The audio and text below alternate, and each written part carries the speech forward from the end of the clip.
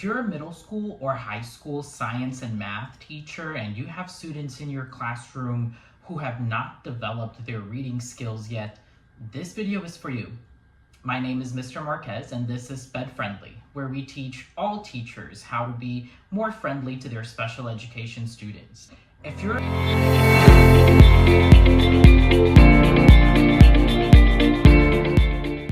We are going to talk about the importance of reading in all subjects for our students in middle and high school.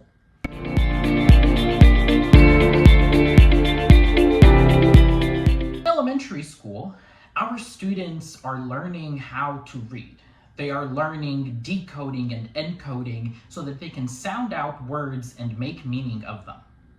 When they transition to middle school, in every subject, students are now reading to learn, meaning a majority of the information that they come across is presented through text.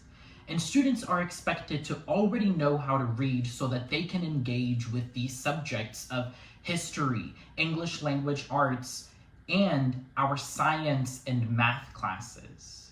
We tend to think as STEM being separate from reading, but reading is a fundamental part of our STEM education. Don't just take my word for it, let's dive into the data. The 2024 National Report Card, or the NAEP, found that only 1/3 of students nationwide are reading at a proficient level by the 4th grade.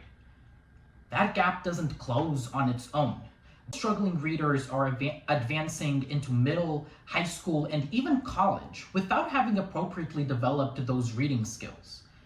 And that doesn't mean that they struggle just in English class. They are also struggling in our STEM and math classrooms. And today we're going to dive into some strategies on how we can support our students, both accessing content in our classes, but also developing their reading abilities within our STEM classes. The first strategy that we can all use in our classrooms is choral reading and guided reading. First, choral reading is when we all read aloud together, the teacher reading aloud and the students also reading aloud at the same time. This pushes students' working memory of those words. When they hear and see the word, they are building fluency, not only in what that word sounds like, but also in what that word means. The other option is for you to do guided reading, where you either popcorn read or pre-select which students are going to read which part of longer excerpts. These strategies seem simple, but they fail in the classroom oftentimes not because these strategies are not good, but because of the lack of implementation. When implementing these strategies, it's important to set some ground rules. The first is you cannot allow any students to belittle, snicker, laugh, or make fun of one another when they're reading. It is important that every time this happens, you address it head on and make clear that your classroom is a safe space for learning. The second thing is giving students an opportunity to engage in that productive struggle. Whenever we call a student to read aloud and they struggle to pronounce a word, we quickly say the word for them. Students sometimes repeat it, sometimes don't, and then they keep going. Instead, what we can do as educators is make this an opportunity to teach them how to sound out the word. We already know how to pronounce the word. We can break it up into its syllables, and instead of giving the student the whole word, we can give the student one syllable at the time. We can start with the first syllable, see if they can build on it, encouraging them, hey, sound it out with me. What's the next syllable? At the end, pushing them to then put all those syllables together. Pushing your student to do that process themselves is important because that is how we learn to read at younger ages. The second strategy that you can use in your science and math classroom to support your struggling readers is to modify the text and the visualization of that text. Many times, particularly when we are working with longer text, students are not able to get through all of the information, largely because of the length. It takes them slightly longer to decode each part of the text and make meaning out of what they are decoding. So what does it look like for you to modify these texts for students? It can be as simple as you marking up the words that carry the most meaning so that you can focus the student reading on the important vocabulary that will allow them to engage in this exercise. If you have a longer text that is more dense in information, you might modify the lexile level of the text, meaning the grade reading level of the text, while preserving only the key vocabulary that students need. So for example, if you are teaching 9th grade biology and there is a text about photosynthesis, you might modify the text to be perhaps at a 5th grade reading level, but keeping in the important vocabulary terms around photosynthesis that you are going to be using in your classroom.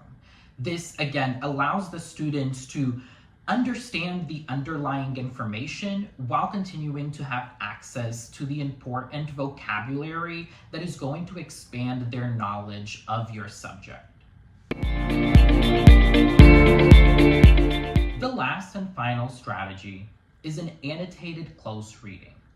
Whenever there's text that, again, is dense in information, but you have students who are slightly more developed readers, but who still struggle sometimes with comprehension and making meaning of it, you can make the text an annotated close reading by adding stop and jot questions or marginal questions along sections of the text so that you can check student understanding of each part. That way, you can either have an intervention with the student during some independent time in the class where you can push their thinking around certain parts of this text that they did not understand, or you can provide the student with written feedback and mark up their text, give it back to them so that they can go back and review the text with those notes and feedback in mind.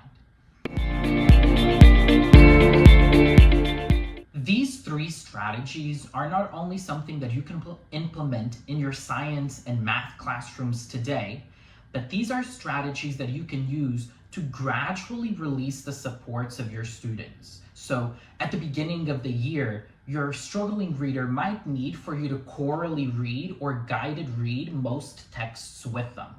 As their reading skills become a little bit stronger, they might be prepared for a modified text where half of the text is presented at a lexile level that they can easily read, and there are key vocabulary words that they might have to decode. And finally, you can push students to engage in the same grade level text as their peers by providing some marginal questions or stop and jot questions that develop student thinking as they are reading the text. These three strategies can and should work together in your classroom throughout the year, and they are simple things that you can implement that will strengthen your students' ability to participate and discuss your science and math contents. So you're not only teaching your students how to read, you're also teaching them how to be better scientists and mathematicians.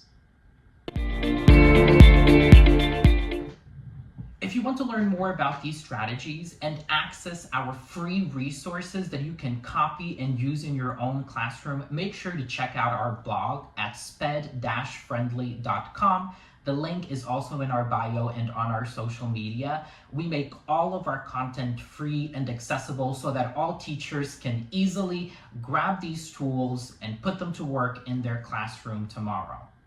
I hope this helped you. Have a great day. And remember, stay SPED friendly.